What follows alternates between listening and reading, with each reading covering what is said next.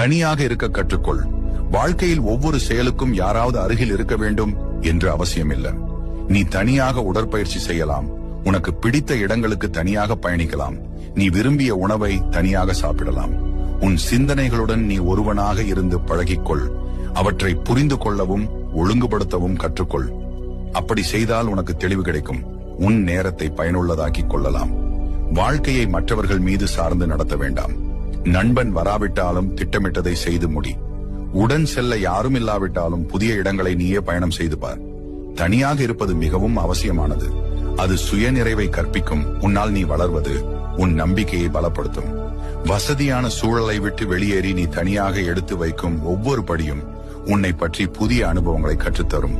நினைவில் கொள், தனிமை என்பதில் தனித்துவ சக்தி இருக்கிறது. அது பலவீனம் அல்ல, அது வலிமை.